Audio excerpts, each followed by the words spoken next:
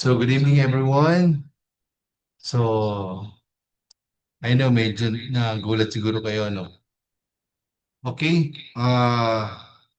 before I introduce our speaker, I would like to greet everyone. Good evening po. Kumain na ba lahat? Can you comment Dan or D if kumain na tayo para mo-function yung datong brain no, while we listen to this presentation by Sir Ryan.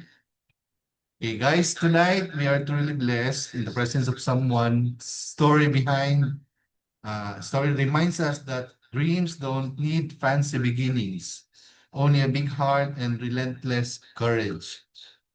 From a humble town in North Cotabato, he did not grow up with a silver spoon or guaranteed opportunities. What he had was something far more powerful, a deep love for people and a burning desire to make life better for the masses.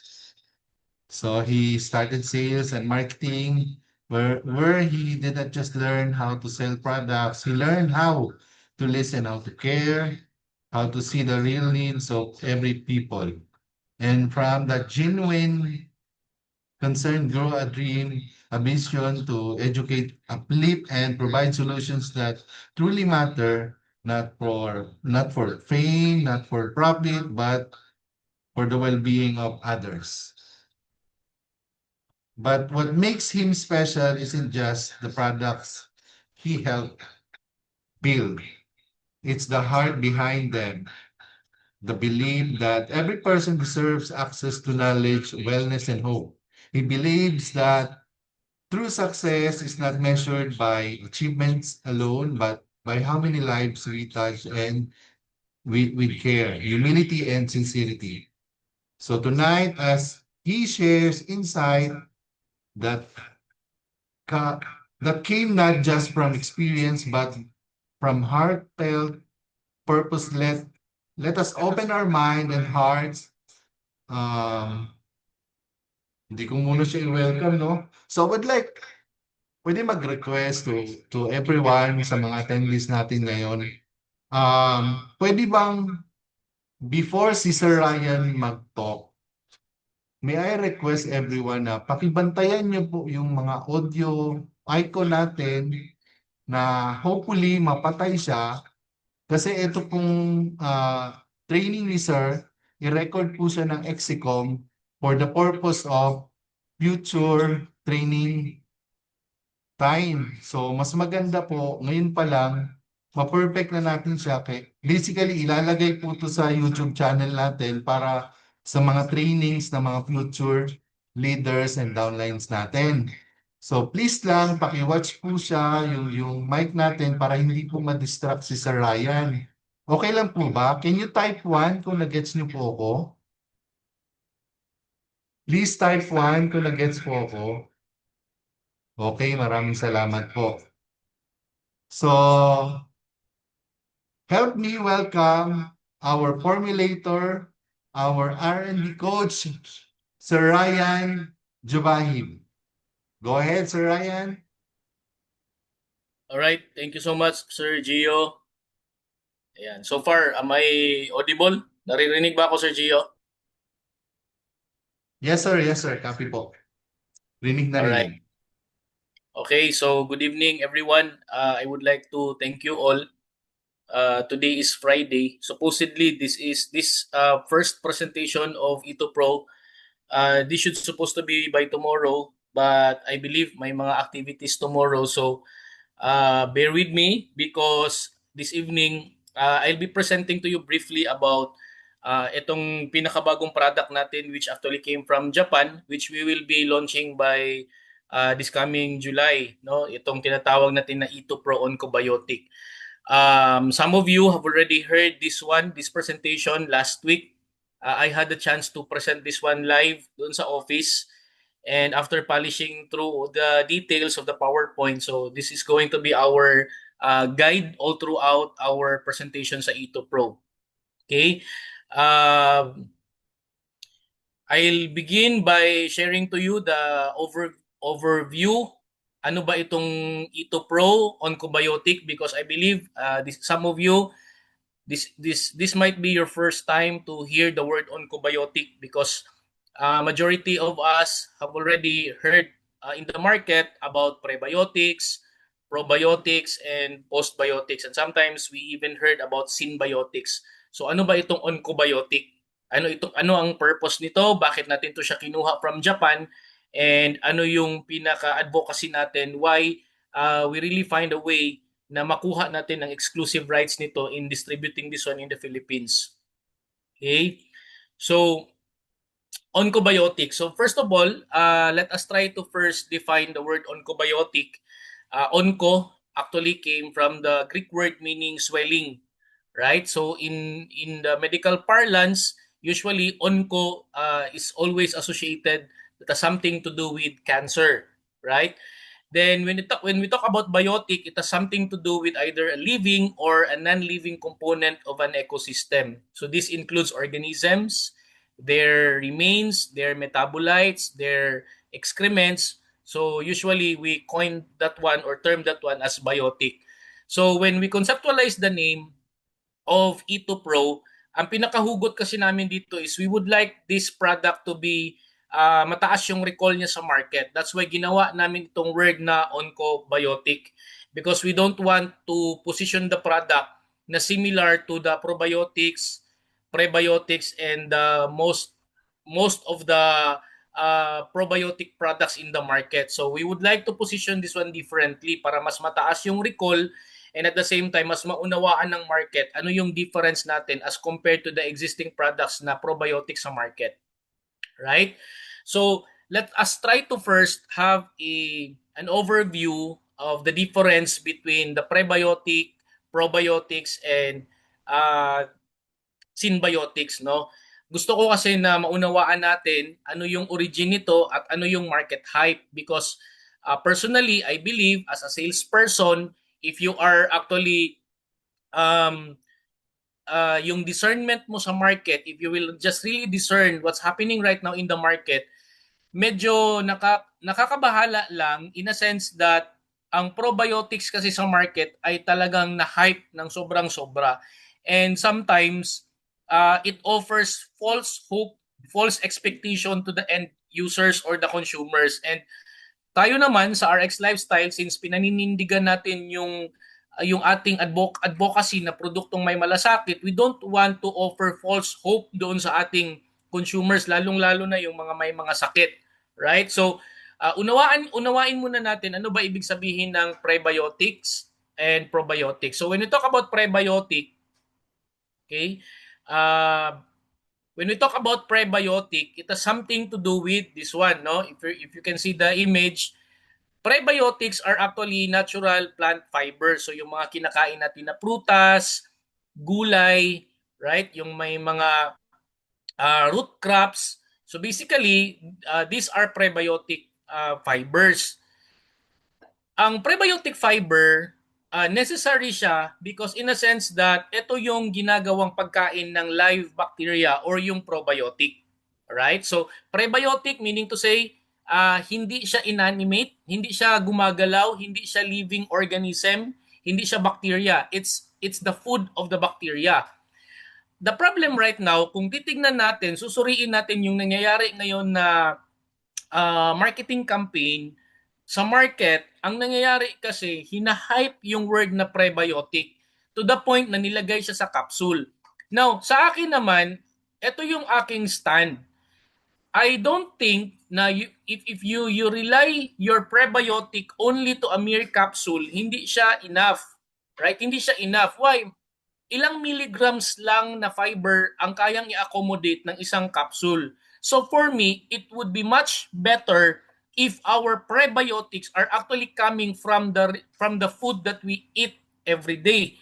That's why kailangan talaga kumain ng prutas at saka gulay. Kasi if you're going to compare our diet sa Japanese consumers, kasi majority kasi sa market right now na nagbebenta ng prebiotics and probiotics, they are always try to compare they are always bank on the concept na maganda daw ang prebiotics, maganda daw ang probiotics kasi yun ang nakagisnan ng mga Hapon. That's why mataas yung kanilang life expectancy. Now, for me kasi, ito yung nagkakaroon tayo ng gap. For me, if you're going to ask me, maganda ba ang probiotics, Sir Ryan? For me, mas effective siya if you're going to follow the Japanese diet. Kasi if you're going to look at the Japanese diet more on of pickled fruits, pickled vegetable, yung kanilang iniinom na live bacteria nagkakaroon ng tinatawag natin na substrate.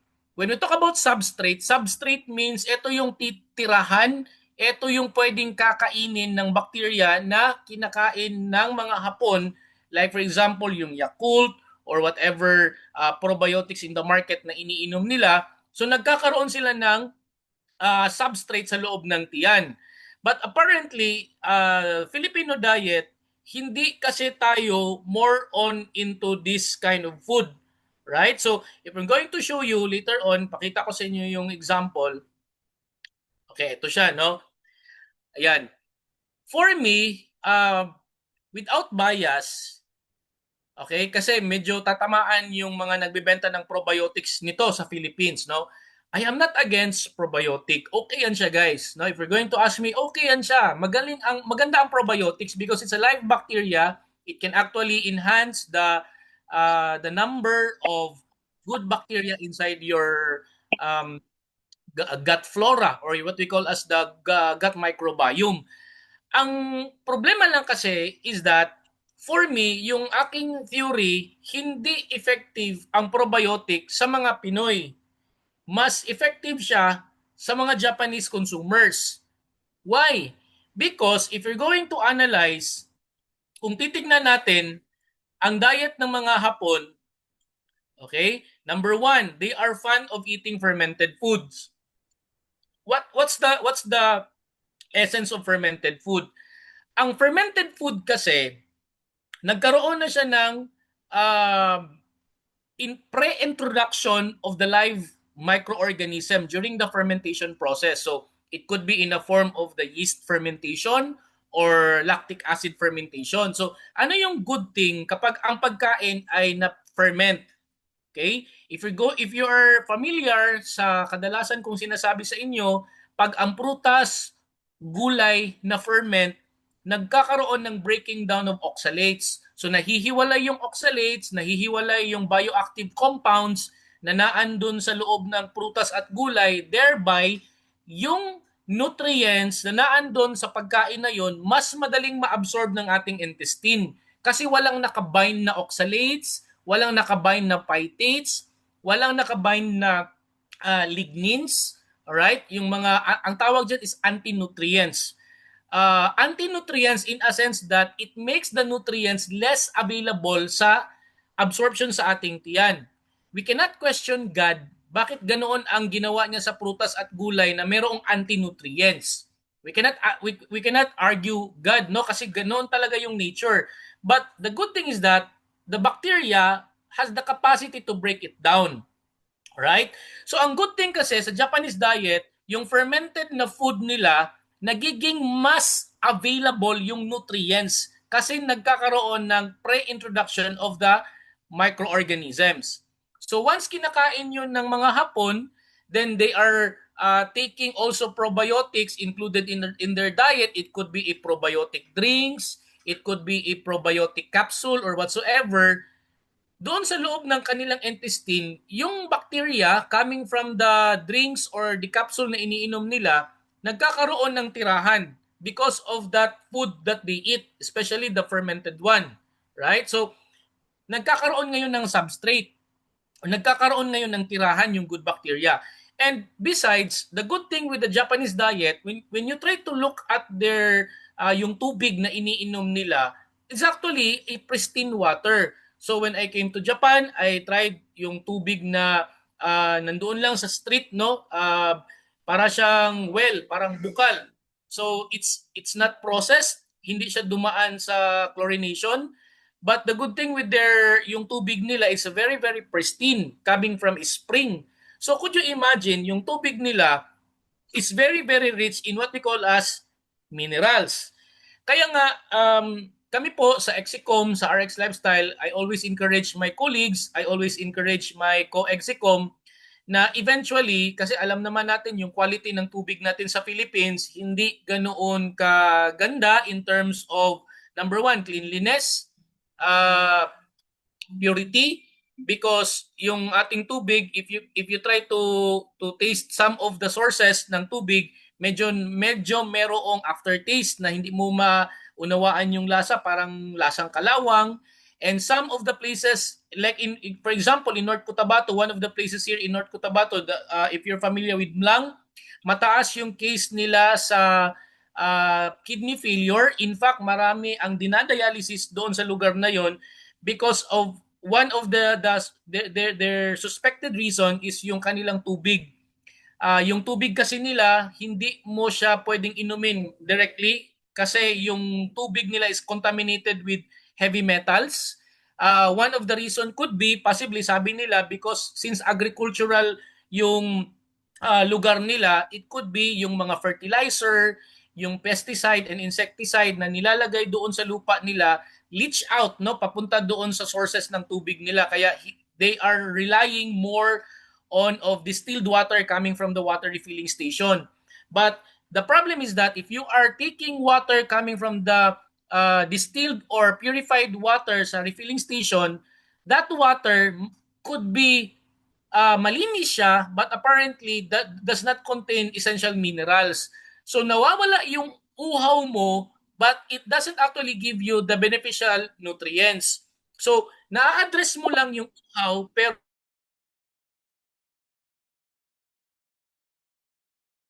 na ibibigay ng nutrients or ng minerals.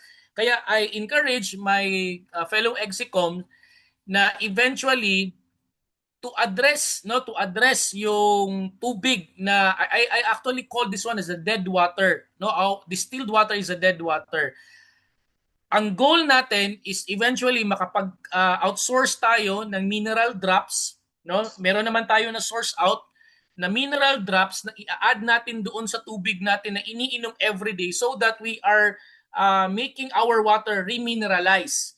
Alright? So, if you are sourcing your water from a distilled water coming from the water refilling station, okay yan siya, malinis yan siya, then to make it live again, we will remineralize that one through our mineral drops. Alright? So, that's basically our goal kasi alam natin, hindi natin kayang tapatan, no, yung tubig na iniinom ng mga Hapon as clean as clean as the water that they are taking, no. So the least that we can do eventually is to come up with a mineralizing agent, which is the trace mineral drops na i-add natin sa tubig na iinumin natin, right, so that yung bacteria na nasa loob ng ating tiyan, specifically the good bacteria, will be hydrated with a mineralized water, right?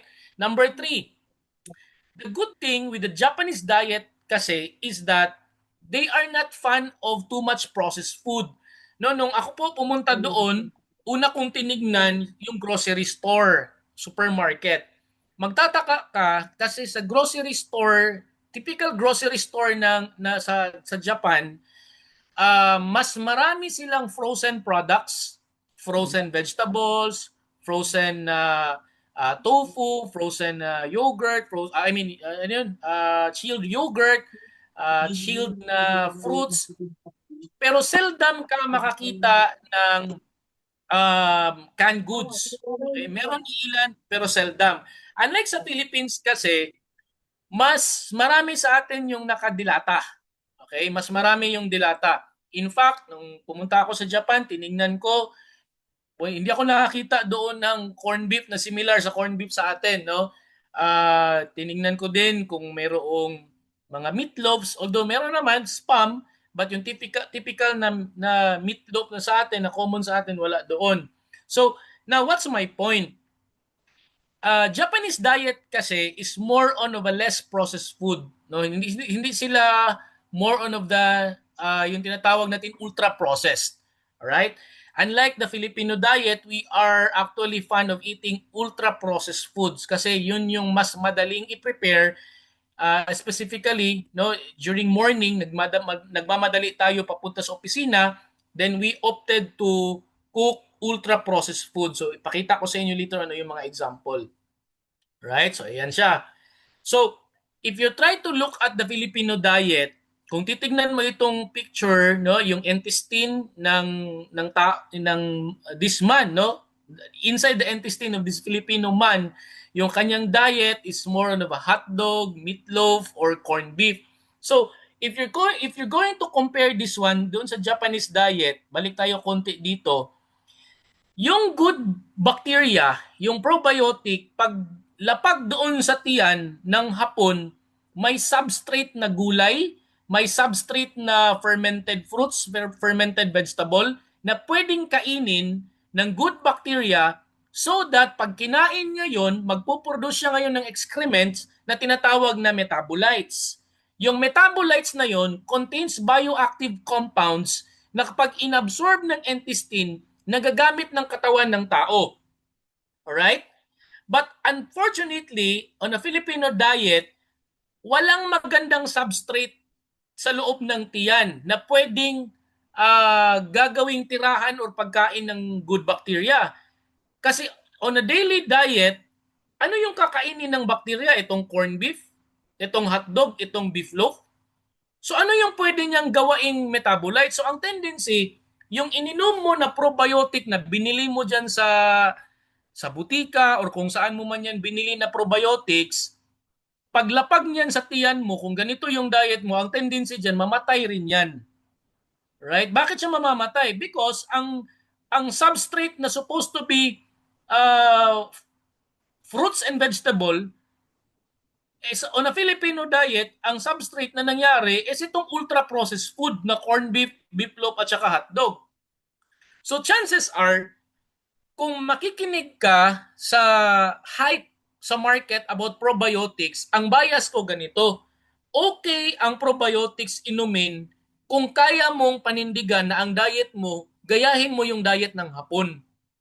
Pero kung ang diet mo ay corned beef, beef loaf, hotdog everyday, yung benefit ng probiotics sa'yo, it's just more on of a replenishment. Not basically to create a metabolites. Kasi ang pinaka-need kasi natin is the metabolites. Kasi yung metabolites, or para mas maunawaan, ano yung ibig sabihin ng metabolites? Pag ang bacteria kumain ng prutas at gulay, yung dumi niya, that is what we call as the metabolites. Okay? Tinerm ko lang na dumi para mas ma-imagine natin, no? Yung kanyang excrement, yung kanyang dumi. But it's not basically dumi, no? It's the bioactive compound coming from that food na which is fruit and vegetable. So, ang nangyayari, kasi yun ang pinaka-need ng katawan natin, which is the metabolites. If you are putting too much fruits and vegetables in your intestine, then the good bacteria that you are buying from the butika or wherever you bought it, meron siyang ma-produce na metabolites. But in this case, kung ang diet mo ay ultra-processed food, walang metabolite siya na pwedeng gawain. So ang tendency, yung indigenous na bacteria na nasa intestine mo namamatay, then if you are taking probiotics coming from the over-the-counter, nare-replenish niya lang yung namatay na bacteria. But it cannot produce the metabolites. So the following day, since kumain ka na naman ulit ng ultra-processed food, it could be noodles, na yung common noodles sa atin, instant noodles, common na dilata. So yung ininom mo na probiotics yesterday, mamamatay yun siya the following day kasi yung diet mo unchanged, ultra-processed food. So para mo lang niloko yung sarili mo. Akala mo nagiging healthy ka sa kakainom mo ng probiotics. Now, there was this one question sa akin na binato. Sabi niya sa akin, bro Ryan, bakit may kakilala ako na may sakit na cancer, uminom ng probiotic, gumaling? Now, ito naman yung take ko. If that probiotic has a really beneficial effect to arrest the cancer, it may arrest the cancer effectively, pero I doubt kung masustain yan. there is still a possibility na yung cancer niya babalik at babalik pa rin yan. Why? Because uh, you are not actually curing the root cause of that cancer. Like for example, if the root cause of the cancer is metabolic disorder, halimbawa acidic yung environment ng katawan mo, nagpapasok ka ngayon ng probiotic to arrest the cancer or the tumor. So halimbawa, if kinombat niya yung cancer, maybe na-cure yung cancer, pero eventually babalik pa rin yun because the metabolic disorder is still present. Right? So might as well, para sa akin, yung aking holistic approach is to really cure the root cause, which is the metabolic disorder. How can we actually solve that problem? Walang ibang way. Kaya nga sinasabi ko sa inyo, not even Rexovit, not even this one single approach of the Ito Pro. Ang pinaka basic talaga is to change our lifestyle. So how can we do that? So later on, ipakita ko sa inyo yung way na mas madali. Kasi nga sa atin sa Pilipinas, hindi naman part sa atin na uminom ng tsaa, hindi naman part sa atin na kumain ng fermented food. Kung titingnan mo sa Korea, kumakain sila ng kimchi. Sa Japan, kumakain sila ng natto. O sa China, even yung itlog nila fermented. But in the Philippines, what we have, no, meron tayong native na fermented sana, no, yung atsara, kaya lang hindi din naman siya ganoon talaga parang hindi ganoon ka yung desire natin to really eat that one, no? Seldom lang. Minsan nakakakain tayo ng atsara kapag kumakain tayo sa barbecue na restaurant, right? But basically, that's not part of our day-to-day food, no, sa ating table. Ayan. Okay. This one also. Now, to bridge the gap, ito yung pinaka-desire talaga namin, which is one of the possible future directions. Kasi nakita ko yung aking belief na there is no such thing as a silver bullet approach to wellness. Hindi mo pwedeng i-claim na isang product lang, kaya kang pagalingin. Uminom ka lang ng Rexovit, gagaling ka na. Uminom ka lang ng Ito Pro Oncobiotic, gagaling ka na. Hindi talaga siya pwedeng ganoon. Kasi why? It may solve to arrest the problem, but the underlying root cause andun pa rin. Kaya for me, ang belief ko is you introduce Rexovit, you introduce Ito Pro Oncobiotics, but on the parallel side, why not also introduce to change the diet? Okay? Coming from the water that we drink up to the fruits and vegetables that we eat every day. Kasi nandun yung underlying root cause. Okay? Hindi siya madali. But if we are going to find a way,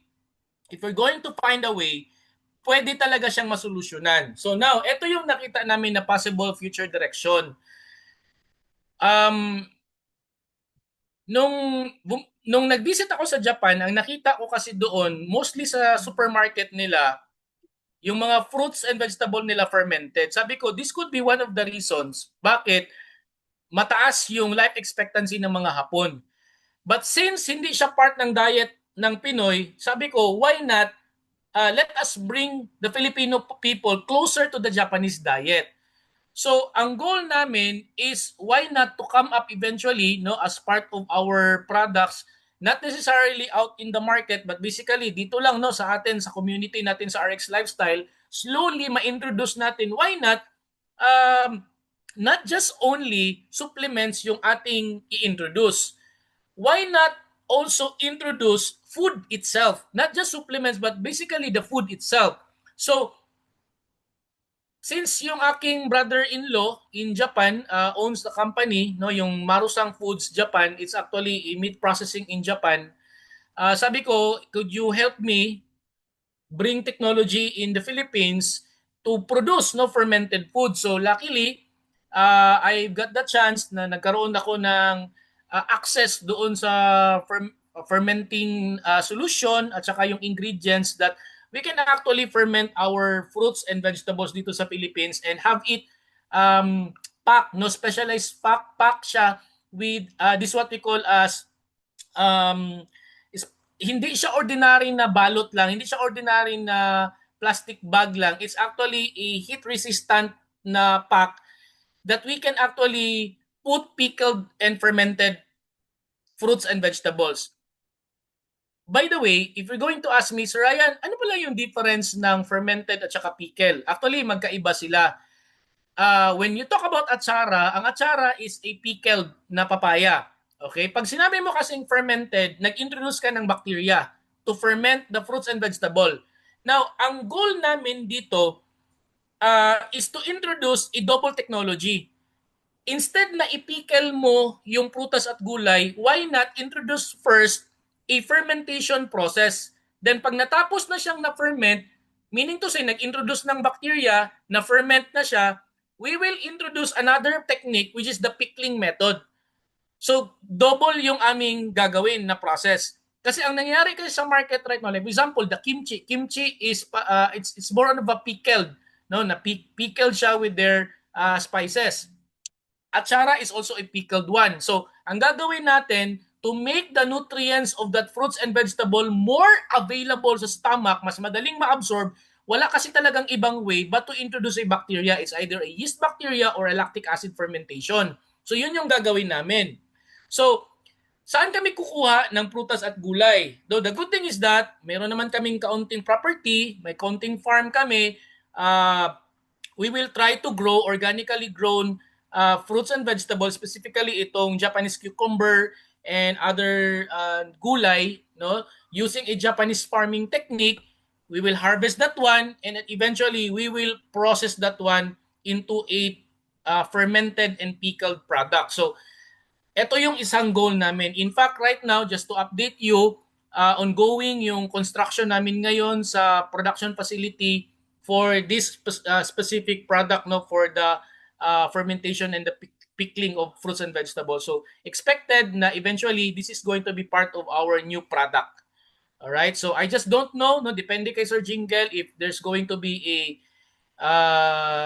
kung ma-incorporate ito sa marketing plan, but basically ang gusto nating mangyari is to have this product affordable. And at the same time, kung sakali baka magkaroon ng chance na pwede siyang malagyan ng kahit konti lang, no, na uni-level kahit papaano. So eventually, lahat ng mga downlines ninyo, if ma-educate ninyo about eating fruits and vegetables na pickled, bawat kain nila ng pickled na prutas at gulay, baka magkaroon na rin ng uni-level. Right? Ayan. Okay. So now, ano ba itong nasa loob ng EatoPro Oncobiotic? Okay, so again, no, isabihin ko sa inyo ulit yung aking pinaka-theory or pinaka-hugot when it comes to this product. This product, no doubt, this is effective.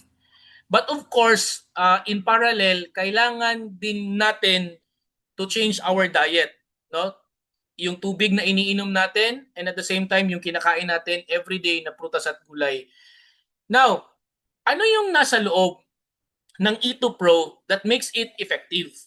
Okay? Meron siyang dalawang components. This is what we call as the probiotic or the live bacteria, which is actually a spore of a yeast, a specific type of yeast that was actually accidentally discovered by Mr. Sadanori Ito at Ratsumikan University in Japan.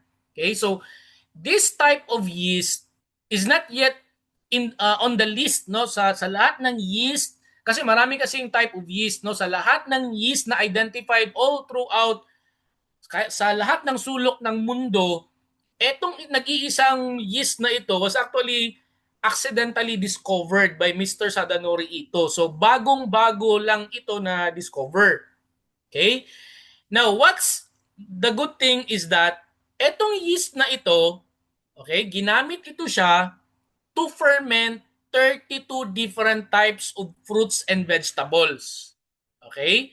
Yung prutas at gulay na ginamit dito are organically grown with complete certification na organically grown siya.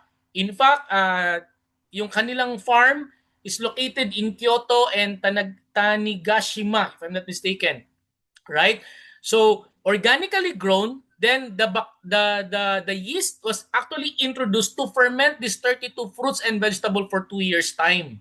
Okay? And in the fermentation process, kinain ng yeast yung mga prutas at gulay, then nagkaroon siya ng excrement or yung tinatawag na metabolites. And yung metabolites na yun yung hinarvest ngayon sa facility in Japan at saka ginawang tablet.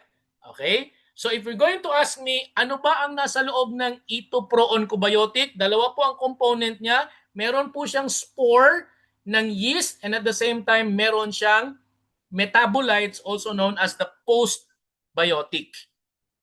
Right? The good thing is that itong type of yeast na ito cannot be used by other pharmaceuticals or other companies, no, because nakapatent po ito for 20 years na ang allowed lang pong gumamit ng yeast na ito since siya po ang nakadiscover, nakapatent po sa kanya is no other than Mr. Sadanori Ito under his company known as Respect Company Ltd. Right? So walang pwedeng gumamit nito to produce other products na similar yung component sa Ito Pro. So wala pong pwedeng gumamit nito. Tayo lang po ang pwede. Right? Okay, so ano yung components nito? This product na Ito Pro contains 32 fermented fruits and vegetables. Okay, bakit siya 34 ang nakalagay dito if the actual fruits and vegetable is only 32? Naging 34 siya kasi to make the paste, kasi paste kasi ang actual na product nito, no, yung hinarvest ang metabolites, it's a paste form. So from the paste, para siya maging tablet, hinaluan siya ng organic ashitaba at saka brown sugar as a binding agent, right? So yung brown sugar plus the ashitaba, that counts to make these ingredients all in all 34. Okay, so 32 fermented fruits and vegetable plus the ashitaba and brown sugar, that's why 34 po lahat. Okay, para at least clear sa inyo yan. Alright, now, paano pinili ang 32 fruits and vegetable? Actually, these ingredients was actually specifically chosen based on the pattern or the food pyramid na binigay ng National Cancer Institute ng US way back 1990. During that time kasi, nagpalabas sila ng list of foods na merong anti-cancer property na kapag kinain daw ito ng tao, eventually you will be protected from any types of cancer. So from this idea, yung pagpili ng 32 fruits and vegetable as part of the ingredients ng Ito Pro was actually patterned from the list of food na nilabas ng US National Cancer Institute way back 1990 na mayroong anti-cancer property. So, with that list, pumili si Mr. Sadanori Ito ng 32 except those food na mayroong allergic na reactions that could possibly induce allergic reactions, specifically the apples, peaches, kiwis, and nuts. So, inumit niya yon. So, hindi niya yun in-include. Right? Now, the good thing is that nagkaroon si Mr. Sadanori Ito ng contract growing agreement with the farmers in Kyoto to plant this specific 32 fruits and vegetables organically. Right? So meaning to say, when we talk about organically, walang ginamit na fungicide, walang insecticide, they are not even using herbicide. Okay? So walang glyphosate content. Yung when you say glyphosate, yun yung pangpatay ng damo, right? So hindi gumamit nun. Okay?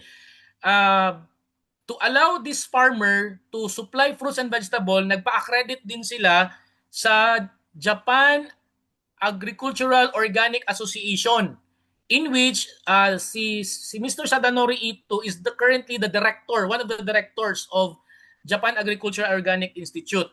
Okay? Now, the good thing is that if you're familiar, like for example sa atin, no, bigyan ko kayo ng isang example na fruit para magkaroon kayo ng idea. Like example, durian. Ang durian sa Philippines, sometimes magtataka ka, magbunga siya ng August, pero minsan nagbubunga din siya ng April or May. Okay? Merong season talaga niya, which is August. Sometimes kahit hindi niya season, nagbubunga siya. Now, bakit ko sinabing ganon? Because etong kasing 32 fruits and vegetable na diniscuss sa akin ni Mr. Sadanori Ito, hina-harvest lang nila na para gamitin sa processing ng oncobiotic are those fruits and vegetable na nagbunga on their peak season. Right? So meaning to say, kung off-season siya pero nagbunga siya or nag-bloom siya, hindi nila yun sinasali. They are only harvesting, ginagather lang nila yung fruits and vegetable during the peak season. That's why their waiting period is 1 year. So meron silang inalat na 1 year just for the sake of the gathering of these 32 ingredients. Right? So 1 year ang inalat. Then pag nakuha na nila yung 32 ingredients for that particular year, nag-aalat sila ng another 2 years for the fermentation process. Kaya total, yung production process ng oncobiotic is 3 years time. Okay? And interestingly, it was also discussed to me that during the fermentation period, doon sa kanilang laboratory, no, nandoon yung kanilang barrels na merong fruits and vegetable na merong yeast, no? During that period of fermentation, pinapatugtugan siya ng classical music. Right? So merong classical music. I don't know what specific music is that, but I don't know what's the reason behind, no? Kung bakit talagang pinapatugtugan ng classical music. Maybe may impact doon sa behavior ng yeast. Na-remember ko lang ito kasi ito familiar lang ito kasi siya sa akin. May kakilala lang kasi ako na owner ng poultry, yung kanyang manok pinapatugtugan ng classical music kasi mas relax daw yung manok. So I don't know if that principle also applies the same to that bacteria or yeast. But basically, ito yung concept, no, yung process nila. During the 2 years fermentation period, they are playing classical music. While they are stirring that barrel 2 to 3 times per week. Okay, so ganoon katagal, no? For 2 years time, ginaukay na nila 2 to 3 times every week.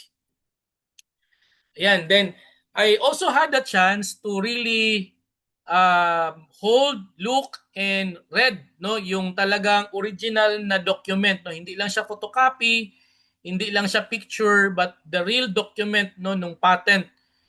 So there are actually 3 patents that we are actually holding. No, we have the patent coming from the US as anti-cancer and also a patent from Japan as also anti-cancer or cancer care.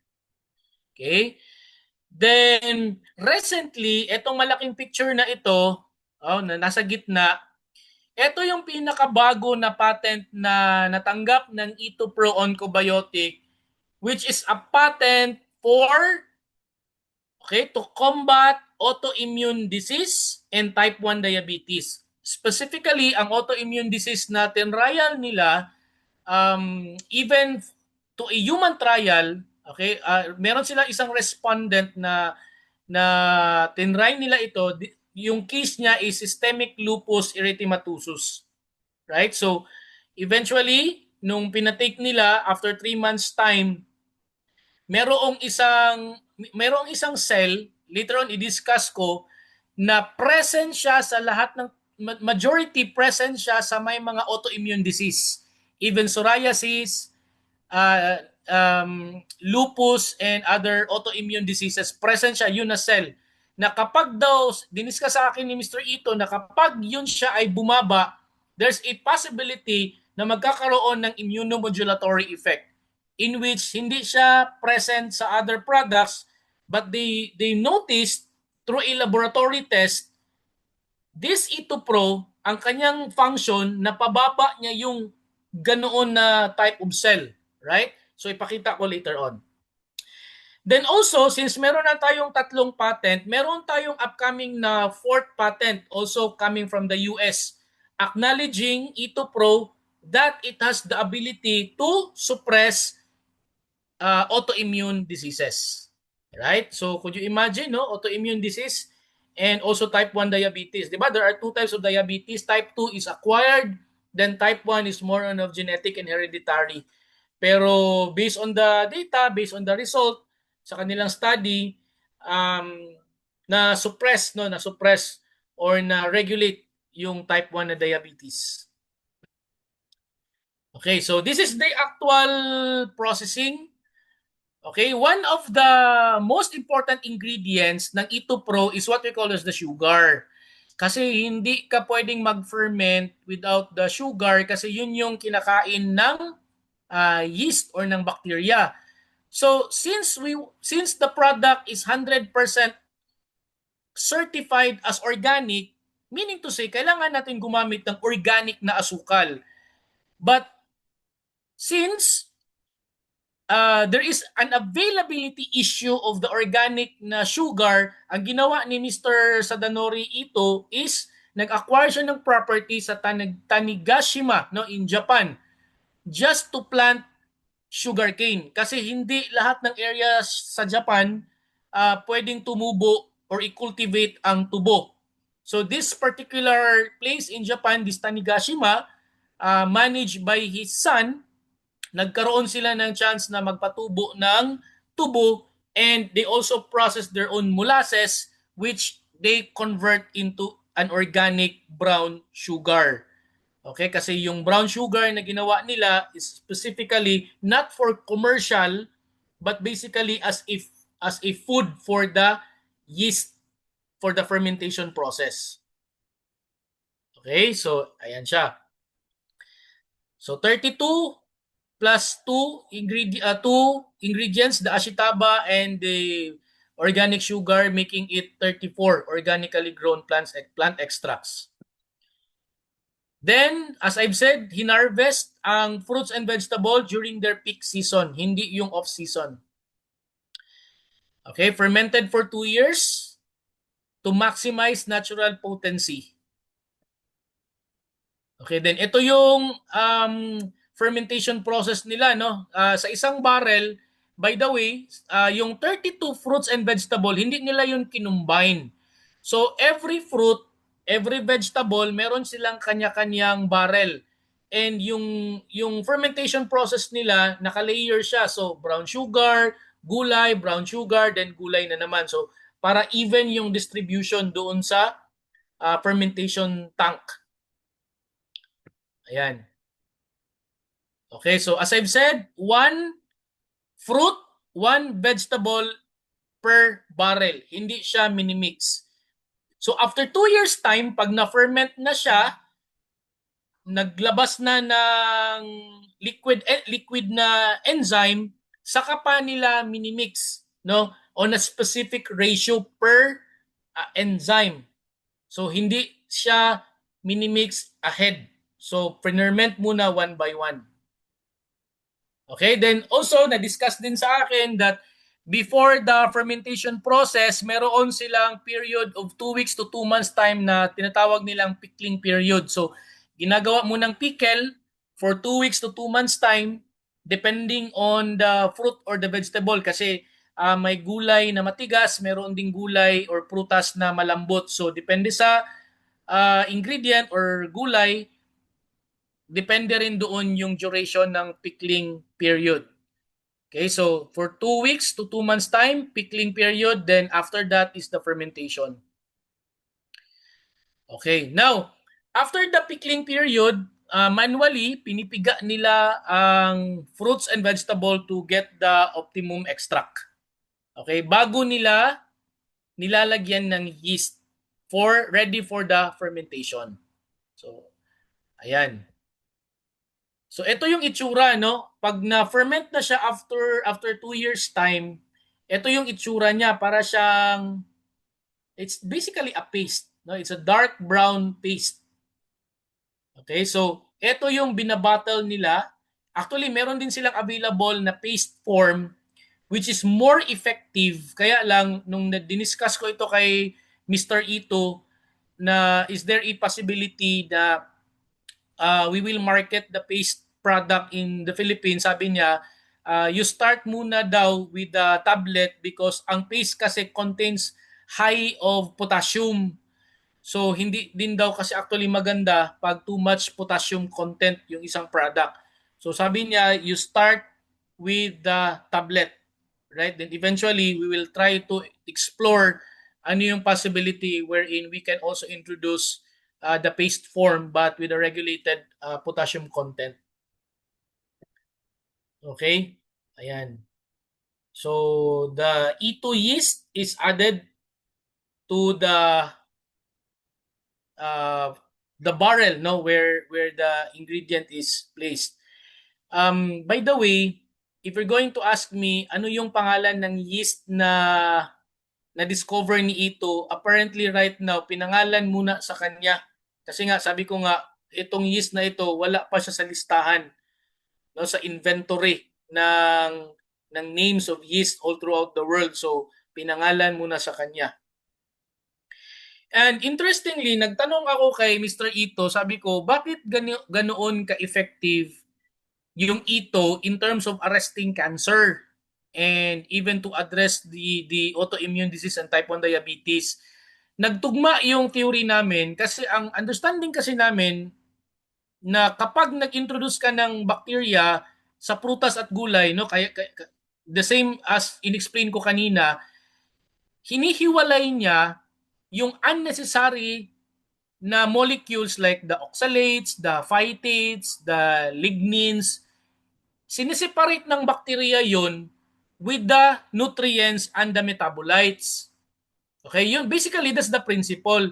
Kaya lang what's interesting kasi with the E2 Pro, that is not actually the case. Kasi ang ginawa ng yeast na ito, hindi siya regularly ginagawa sa ibang yeast. So this type of yeast, ang ginawa niya, yung mga isolated na bioactive compounds doon sa prutas at gulay, instead na ihiwalay niya lang, ang ginawa niya is pre-process niya further, okay, ng yeast, no? I'm referring to the yeast, pinrocess niya further to make a new enzyme.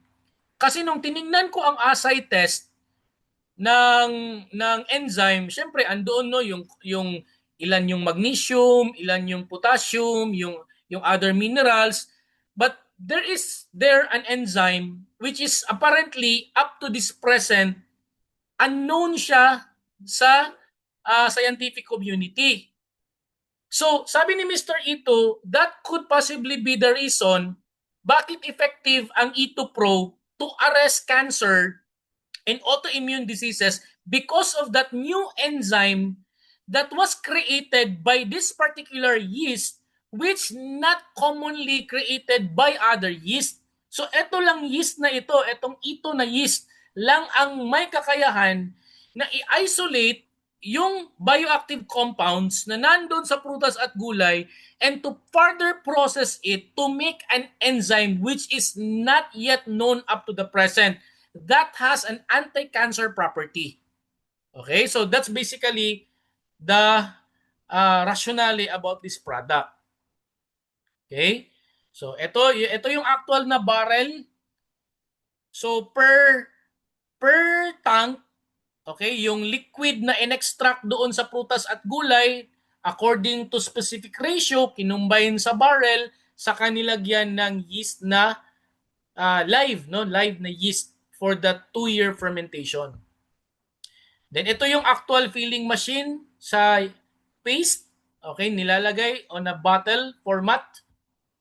Okay, so ito naman siya na yeast, ito naman siya na paste. Ang ginagawa ni Mr. Sadanori ito, they are supplying this one sa mga manufacturers na food manufacturers in Japan as an additive. Okay, so yung iba gumagawa ng whatever products na ginagawa nila as a food product, then ginagawa ito na additive.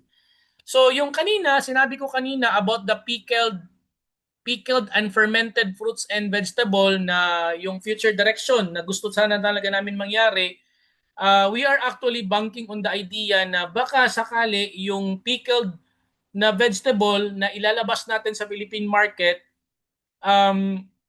there's a big possibility na lalagyan namin siya ng paste, which is itong Ito Pro na paste. So could you imagine, you are not just actually eating vegetable, you are not just actually eating pickled vegetable, but basically you are also putting a live na enzyme and yeast, no, together with that pickle. So, ilalagay natin siya doon sa product.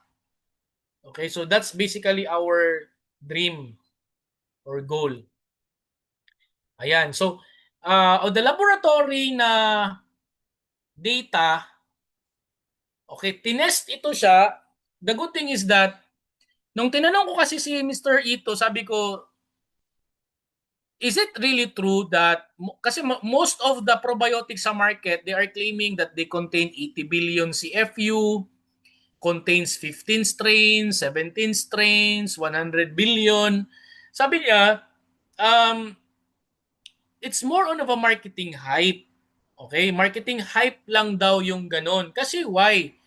Kasi if you're going to take probiotics, specifically if that probiotic is in a form of a liquid form drinks or in a tablet form, ang sabi niya lang is that how could it possibly survive in an acidic environment doon sa stomach which has a pH of about 1 to 1.5. So pag inom mo pa lang ng halimbawa Yakult, uminom ka ng Yakult, when that liquid Yakult touch your gastric acid, there's a possibility na yung 8 billion na content na bacteria doon sa isang bote ng Yakult, it's possible na baka iilan na lang ang matira na buhay. Kasi nga nag-touch siya sa gastric acid. Right? The same goes to other probiotics na binibenta sa market na merong powder form, nakasachet, itimpla mo lang sa juice, tapos iinumin mo. So sabi niya, there's a possibility na iilan lang talaga ang mabubuhay nun. No? Except that, if you're going to use a capsule na that can withstand the acidic environment of your stomach, that's possible. But the good thing is that, interestingly, tinest ito siya, itong specific yeast na ito, alright? Kinopya yung pH level ng stomach environment, which is the 1.5 to 2.0 na acidity or yung pH level. So, kung mapansin niyo itong picture na nasa pang-apat, no, yung naka-red na may ito number 1. During the 0 hour, on the first 0 hour, yung yellow na color represents the live yeast while the gray represents the dead yeast, right? From 0, 1, 2 hanggang sa third hour, interestingly, etong ito na yeast still alive on the third hour. So, this actually answers my question before sa kanya. Sabi ko, kasi yung product kasi na ito is in a tablet form, hindi siya capsule. Hindi siya kagaya sa Rexovit na gumamit tayo ng delayed release capsule that can withstand the acidic environment of your stomach. In this case kasi, ang ginawa ni Mr. Ito is to create a tablet form na ang binder is organic ashitaba and brown sugar. So sabi ko, nung una pa lang sabi ko, how can it withstand the acidic environment? So this actually answers my question na ito palang klase na yeast na ito can actually withstand the gastric acid of your stomach for 3 hours. Kasi kung titignan mo siya on the third hour, still buhay pa rin. Buhay pa rin siya. Pero by that time kasi, on the third hour, syempre, nagmo-move naman yung pagkain mo, no, doon sa tiyan mo because of the peristalsis. So basically, on the third hour, wala na ito sa stomach mo. This will actually go through your small and large intestine na. So, there's a possibility na if you are taking Ito Pro na tablet, you are also inducing live spore ng yeast papunta doon sa iyong gut lining.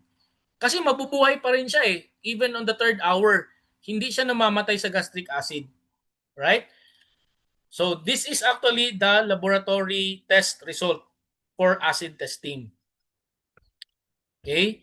Then also, confirmatory, using the third-party confirmatory test through the help of Professor Yasushi Hisatomi of the Fukuyama University,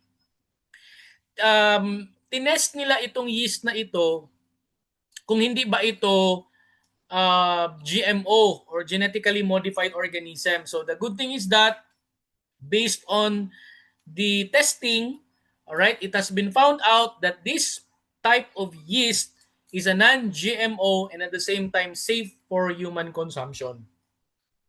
Okay? Yan. So how it functions inside our body? So dito ako na interest kasi ang unang question ko kasi ano yung mechanism? Ano yung mechanism ng Ito Pro kapag pumasok siya sa katawan? Kasi ang gusto ko kasi talagang matumbok na question, how can it arrest the cancer cell or the tumor? Paano niya i-combat yung tumor? Halimbawa, acidic yung environment ng cell, na-damage yung cell, nagkaroon ng mutation, naging tumor siya. So, paano niya i-arrest? So, ito yung sinagot sa akin ni Mr. Sadanori Ito using their yung available data nila so far, yung study nila, that the Ito Pro works in two simultaneous ways in terms of the immunity. Number one is what they call as the humoral immunity and the second one is adaptive immunity. Pag sinabi natin na humoral immunity, ang gagawin ni Ito Pro, pag ininom mo siya, it activates your dendritic cell.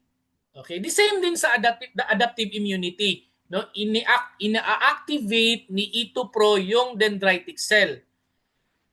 What makes the two approach different is that sa humoral immunity, ang endpoint po nito is that your dendritic cell will further activate the helper T cell to send signal to your B cell or your beta cell to produce antibody to combat the virus or the tumor or the cancer.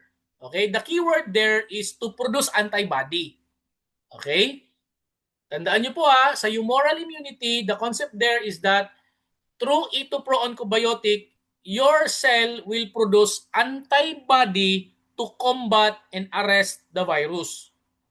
Similarly, doon naman sa adaptive immunity, through the help of dendritic cell pa rin, right? Since it is activated by the Ito Pro, it will activate further the helper T cell and the natural killer cell, in which yung iyong helper T cell will activate the macrophage to engulf the virus. Okay, kakainin niya yung virus and in a way, yung natural killer cell will also attack the virus. So kung titingnan mo, yung dalawang approach na ito, double yung kanyang mechanism. Nagpo-produce na siya ng antibody and at the same time, ina-attack pa niya yung virus. Ini-engulf ng macrophage through activation. Okay? Kung bacteria alone lang kasi nga ito, this is the enzyme, no? The Ito enzyme. If you're going only to rely on a bacteria na binibili mo sa butika, yung probiotics alone lang, pwede na ang probiotic, good bacteria, could combat bad bacteria. Pero for me, I don't know kung ano yung mechanism na sinasabi ng mga ibang sales agents or network marketers na sinasabi nila na pag uminom ka daw ng probiotics na ito, na ganyan, na binibenta nila, it could combat daw the cancer cell. So I don't know what's the mechanism. Kung kaya ba ng bacteria itself, kaya ba ng bacteria na yun ay attack yung virus?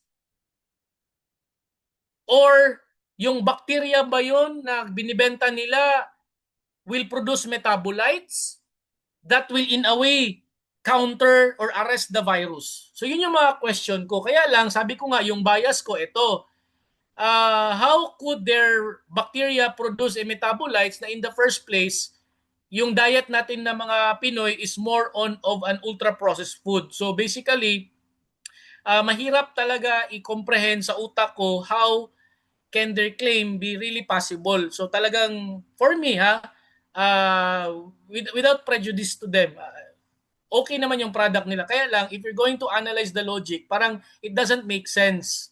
How can a mere bacteria attack a virus? Right? But in this case, sa Ito Pro, this actually explains everything that it has a humoral immunity function and at the same time, adaptive immunity. Okay? Now, through a laboratory test again, chinek no, yung gut microbiome nung respondent, and it has been found out that after 2 months time, okay, after 2 months time, the good bacteria doon sa gut microbiome ng respondent nag-increased. Right? Nag-increase siya after 2 months time. Then the presence of other bacteria except the bad bacteria, all right? The presence of other bacteria also significantly increased on that second month. Then the neutral bacteria still no the same, significantly increased on the second month, while on the contrary, right, the bad bacteria decreased. Okay, so this is based on their laboratory test result, right? So nag-decrease ang bad bacteria on the second month. So this suggests no nung nakita ko ito, kasi kung if you're going to analyze the data, bakit on the first month like for example itong other bacteria no, on the first month nag-decrease, tapos on the second month nag-spike. So doon pa lang that actually made a question of my mind. Bakit siya on the first month, kung effective talaga ito siya, bakit on the first month nag-decrease siya tapos nag-spike on the second month? Then kung titingnan mo na naman siya doon sa bad bacteria, on the first month nag-spike siya tapos nag-decline siya on the second month. So the same with the neutral bacteria, nag-decline on the first month then spike on the second month. So this actually suggests na this product is not a magic product. Okay, this is not a magic pill na kapag ininom, pag may cancer ka on the first month, you will notice significant na impact. So, let's try to explain doon sa mga end users natin, consumers natin, na ang significant impact ng Ito Pro most likely will be noticed on the second, third month. Okay, second and third month, doon siya ma-notice. So do not expect a miracle to happen on the first month. So hindi naman ito magic pill na isang bote lang inumin mo on the first month, gagaling ka na sa cancer. So hindi naman ganoon. So please try to also explain to your consumers na as much as possible, kailangan as much as possible, pasok siya doon sa, kung pwede, no, prolonged consumption. And kapag once, ito din sinabi ni Sadanori Ito sa akin, kasi meron silang isang respondent, no, hindi ito hindi ito rodent or daga, no, talagang tao. Okay, tao. Pinatry nila ng ito through a doctor na nag-administer doon sa isang patient nila na may lupus. On the second month, nag-improve yung condition ng patient. Talagang yung specific cell that caused the autoimmune, nag-decline siya. So, nag-decrease. So, meaning to say, tantamount of saying na gumaling siya. But, sabi ni Sadanori Ito, that does not actually give you a warrant na kapag gumaling ka na on the second and third month time, pwede ka nang bumalik doon sa old habits mo, no? Old habits mo na kinakain. Kasi ang ginawa nung respondent na yon on the third month, bumalik sa kanyang past diet, tapos tinigilan yung pag-inom ng Ito Pro on the third month. On the fourth month, unfortunately, namatay siya. Okay? So sabi ni Sadanori Ito, this is not a magic pill. Okay? As much as possible, kasi of course, kung may cancer ka na, that's already part of your system. It could possibly ma-arrest siya or eventually magiging dormant siya. So, the best thing to do is, kung nandyan na yung sakit sa inyo, tapos gumaling ka with the Ito Pro, maybe on the third, fourth, or fifth month onwards, pwede kang mag-lower ng dosage. Pero as much as possible, wag mo nang bitawan. Okay, pwede kang mag 1 tablet or 2 tablets a day, but as much as possible, wag mo nang bitawan. And do not go back to your old bad eating habits. Because this is not a magic pill.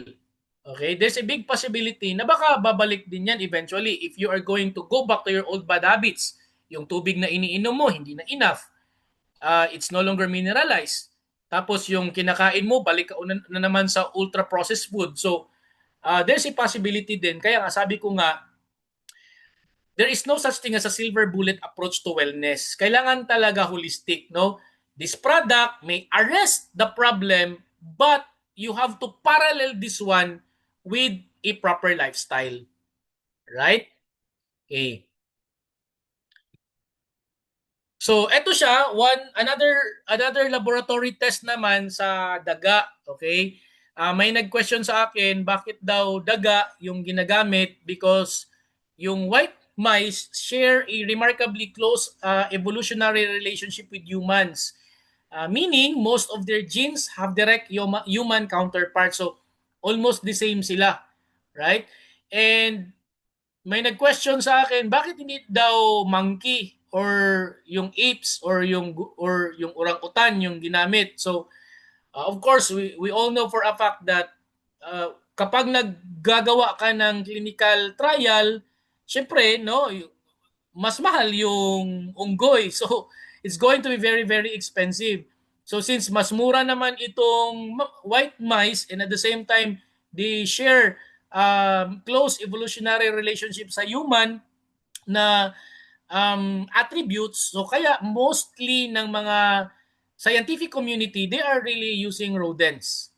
And hindi naman ito random, no? Hindi ito random na pili ka lang kahit anong klaseng white mice diyan. Hindi naman ganoon. So, meron silang standard procedure sa pagpili. Dapat genetically uniform, no? Genetically uniform yung daga na gagamitin nila. So, yung halimbawa, yung 4 na daga, dapat they have uniform genetic structure and genetic na attributes.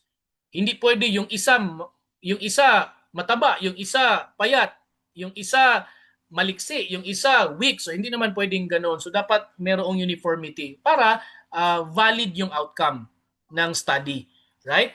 So ito na siya, itong laboratory test na ito, what they did is that they induced a tumor cell sa 4 na daga, no? So nagkaroon ng tumor, then they treat this one with yung una, tinurukan ng tubig, yung pangalawa, tinurukan ng glycine, yung pangatlo, tinurukan ng oncobiotic, then yung pang-apat, tinurukan ng oncobiotic pero merong glycine.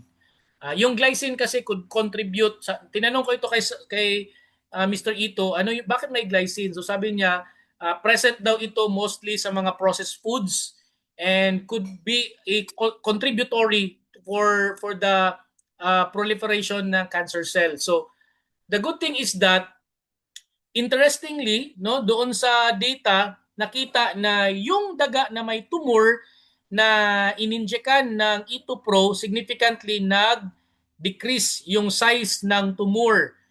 And kahit na yung daga na mayroong ito plus mayroong glycine which could contribute to the cancer, still significantly nag-reduce din or hindi ganoon kalaki pa rin, no, yung size ng tumor.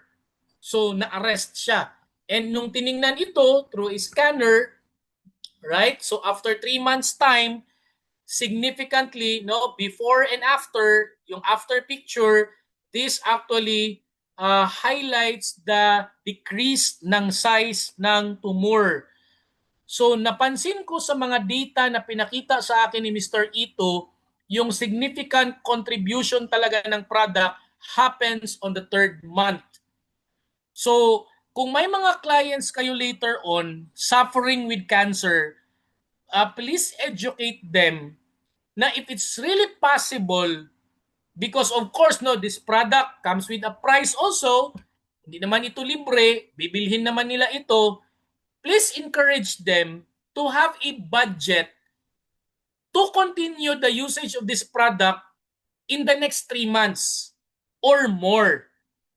Kasi baka kasi sabihin nila, sige, i-try ko lang muna, good for 1 month. Tapos walang effect na nangyari, tapos i-blame ka. Oy, ano ba tong product na binenta mo? After 1 month, after 2 months time, walang effect. So, please educate them that if they are really interested, na matulungan sila, no? Although hindi naman tayo nagbibigay ng promise, we are not even giving false hope, no? We are just actually showing to them the data that based on the study, based on record, ito yung um, result na ginandak ni Mr. Ito. Kung interested sila, they really have to spare an amount to cover the 3 months na medication. Alright? Pwede nilang isabay ito if they are undergoing chemotherapy, pwede nila itong isabay during sa chemo kasi sinabi rin ito sa akin ni Mr. Ito na if the patient is undergoing chemotherapy, meron kasing isang particular cell doon na nagkakaroon ng deactivation because of the chemo, no, yung ini-inject or whatever um, na medication na naandun sa chemotherapy. There is this one particular cell na nadi-deactivate. But if the E2 Pro is present, yun naman siya ay na-activate. So mas nagkakaroon, in fact, no, pag may chemotherapy plus the E2 Pro, nagkakaroon siya ng complementary action. So mas na-enhance yung effect. Alright? Dili maluya ang pasyente. Kung nag-chemo siya plus nagkakaroon ng additional introduction ng E2 Pro. Okay? So this was actually explained to me na pwede talaga siyang isabay as a complementary medication. Right? Yan. Ito naman, another laboratory test naman nila under a microscope, tiningnan nila na yung cancer cell, right? Yung cancer cell, nung nag-introduce na ng ito, oncobiotic doon sa tissue na kinuha as a sample, they found out na itong white color na portion, this actually represents the cancer cell. But with the E2 Pro oncobiotic, or this what we call as the IBP, no, they mark this one as IBP, right? Mas dumami yung presence ng purple color kaysa sa puti. So meaning to say, itong purple is the macrophages which actually happens na in-engulf niya yung mga cancer cell. No? So this actually has been shown under a microscope. So explain natin, no, doon sa ating mga clients that after 3 months time, consistent taking of this product could actually enhance the macrophage activity so that ma-arrest yung kanilang tumor or whatever cancer na meron sila. Okay? So ayan siya, no? Then statistically, tinest din nila statistically, they have found out that the macrophages of the respondents taking E2 Pro oncobiotic increased significantly by 5.78% yung macrophages. Then nag-increase din yung helper T cells. Then also nag-increase din yung B cells, which is actually responsible for the production of antibody. Alright? So, nag-increase, no, lahat yung ang macrophage, ang role nito is to engulf, no, kainin yung cancer cell. Then yung T cell naman, ang role nito is to activate yung B cell so that your body could produce antibodies that will arrest the cancer cell or tumor. Okay, eto, this is maybe para siyang medyo technical to look kasi ano siya, no, medyo parang more of a statistical data. Actually, inexplain ito sa akin ni Mr. Sadanori Ito. Meron dito, makikita nyo, on the first picture, meron nakalagay na CCL20. Okay, ano ba itong CCL20? Okay, sabi niya, ang CCL20 kasi, mostly common ito sa may mga cancer and even doon sa may mga autoimmune na sakit. Okay? Ang CCL20, it attracts this what we call as the, nandito sa picture 2, yung CCR6. Okay, CCR6. Ang CCR6, nakadikit ito siya sa isang cell na kung tawagin ay TH17 cell. Okay, TH17 cell. Meron siyang CCR6. Kapag too much ang activation ng CCL20, it attracts CCR6 and it activates this what we call as the Th17 cells. Ang Th17 cell, meron siyang medyo controversial itong Th17 cell kasi meron siyang two possible mechanism. Ano yung two possible mechanism siya? It could be an anti-cancer or pro-cancer. Okay? So dalawa yung pwede niyang gawin. Pwede niyang i-arrest yung cancer, pwede din niyang i-enhance or pakainin or padamihin or palakihin yung cancer. Right? So ngayon, majority sa scientific community right now, they are actually now looking on a possibility of how to decrease the CCL20 expression. Okay, ito yung gusto nilang mangyari. Kasi ang possibility nito pag ito siya hyperactivated, there's a possibility na okay sana kung ika-counter ng Th17 yung cancer cell, what if kung ang gagawin niya is the opposite one? What if kung ang gagawin niya is padamihin niya yung blood vessel doon sa environment ng tumor? So what will happen? Mas lalaki yung tumor kasi nafi-feed siya. Nagkakaroon ng nutrient papunta doon sa tumor, mas lumalaki siya. So ang gusto mangyari ng scientific community is to lower the CCL20 expression para hindi magkaroon ng activation ng Th17. Now, by accident, through this data, nakita doon sa respondent na merong lupus, no, systemic lupus. And yung may cancer patient na respondent, they found out doon sa statistical data actual statistical data, they found out na nag-decrease ang CCL20 dramatically. Okay? So dito ngayon, kaya because of this data, kaya ngayon because of the outcome doon sa may pasyente na lupus and because of this data, kaya si Ito Oncobiotic right now ay ginawaran ng patent for autoimmune diseases because of this. Kasi nagtataka sila paano daw ito nangyari na bakit dramatically na-inhibit itong CCL20. Okay? In which, kapag ito siya na-inhibit, nagkakaroon ng less attraction and activation doon sa Th17. Kaya hindi lumalaki ang tumor. Okay? Ganito yung itsura niya para ma-visualize ninyo. Alright?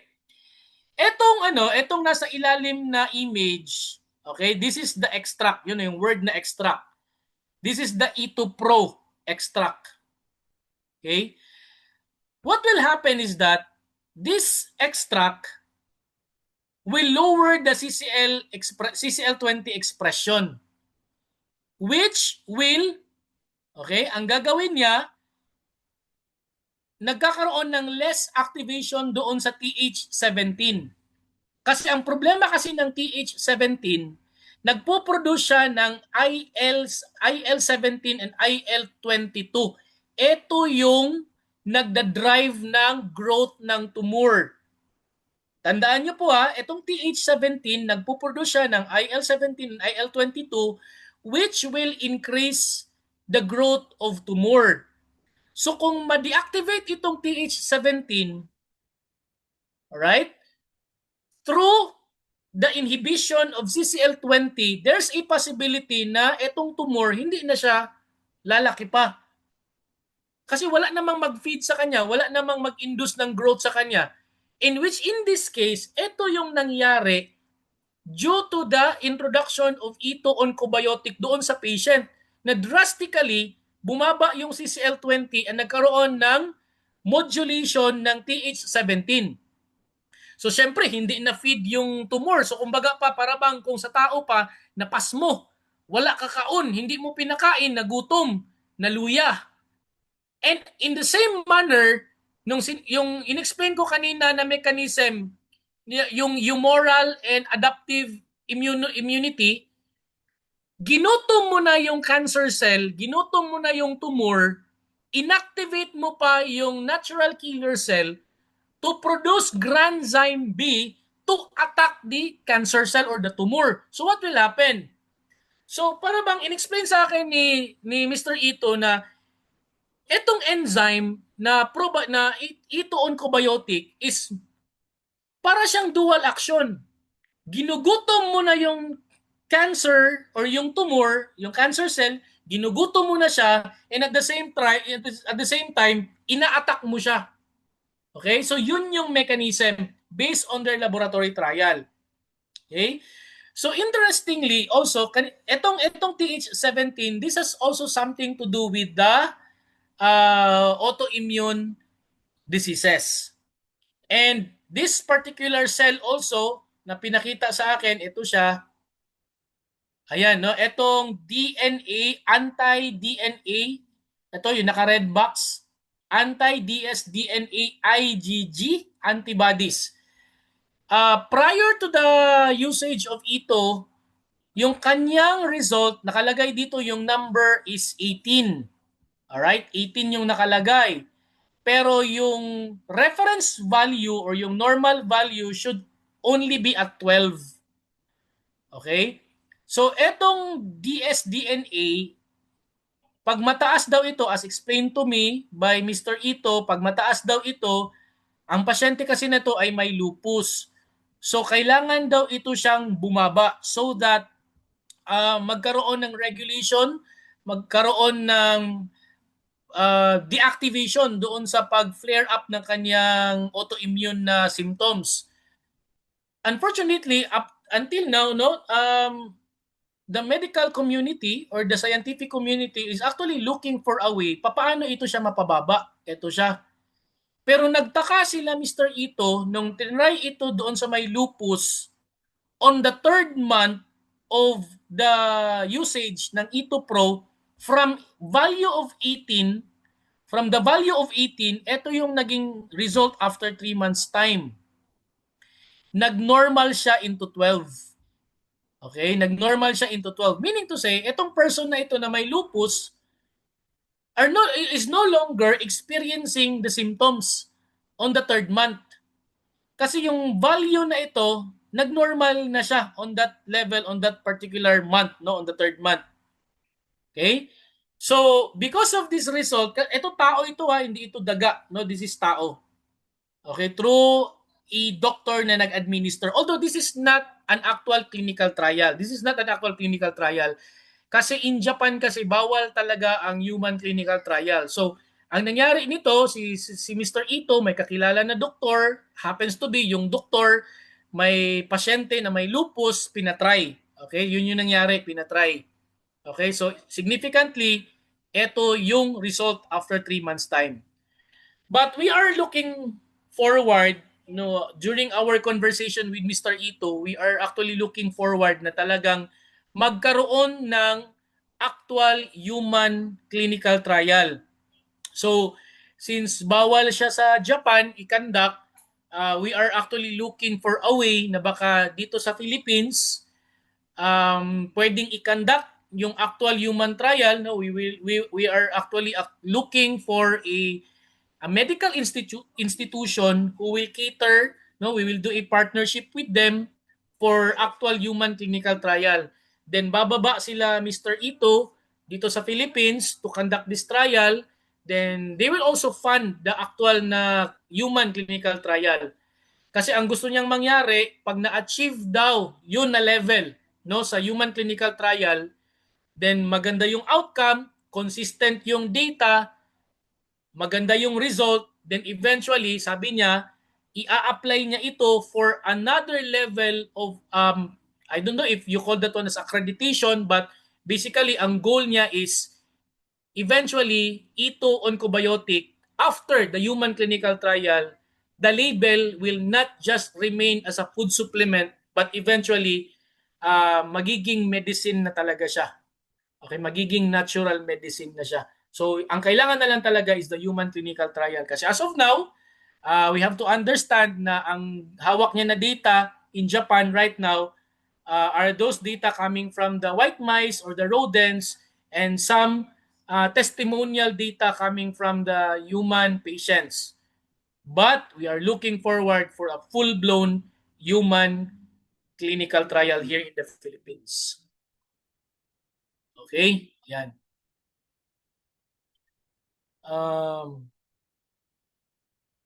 Okay. So this one also, another one, no? Ito yung isang data pinakita sa akin kasi nagtanong kasi ako kay Mr. Ito, sabi ko sa kanya, um, bakit sa Japan kahit saan na convenience store, pagpunta mo sa chiller, ang daming iba-ibang probiotics, no? May probiotic drinks, meron, in fact, meron din silang soft drinks na probiotic. Right? Ang tawag nila doon is Calpis. It's actually produced by, if I'm not mistaken, Asahi or Kirin. Nasa dalawa lang, right? So, sikat yun sa Japan na probiotic drinks. So sabi ko sa kanya, is it enough to take those probiotic drinks in the market? So sabi niya sa akin, even in Japan, even if they are taking that drink, dapat daw wala nang magkasakit.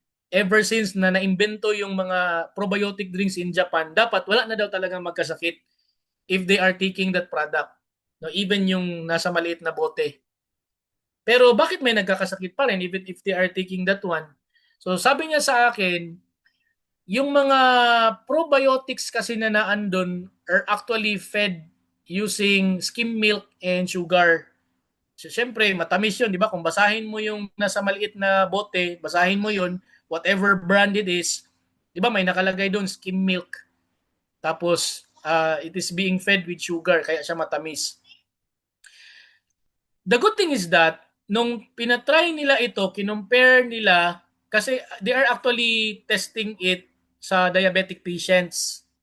Kaya nga, doon sa third patent natin, we were able to successfully arrest no yung type 1 diabetes. So because of the curiosity, tinest nila Mr. Ito ano yung impact sa sugar spike ng tao if you are taking this product.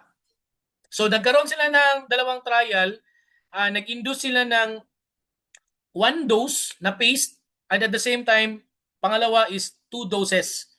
So kung titignan mo, by the way, itong mga color codings na ito, no, these are actually the respondents. Mga pangalan nila ito, no, K, K, T, H, N, M, M, C, M, T. So these are the respondents. Interestingly, merong first dose, second dose, third dose, and fourth dose with the tawag nito, yung interval of may 30 minutes and merong after 90 minutes na interval. Kung titignan mo, yung first paste at saka yung two pastes or 1 dose and at saka 2 doses, yung sugar spike ng mga respondents halos hindi masyadong nag-move, no? Parang ano lang sila, linear lang pa rin. Oh, may spike na kaunti pero bumaba rin eventually. Kahit nag fourth dose na siya on the 90 minutes. Right? So, linear lang yung kanyang sugar spike. Tapos bumaba. Pero nung pinatry nila ito, these respondents, pinatry ni Mr. Ito ng probiotic drinks na nabibili sa convenience store, sa grocery store, sa supermarket, ito yung nangyari. Yung sugar spike, sobrang taas. Alright? So these are the enzyme drink and the probiotic drinks in the market.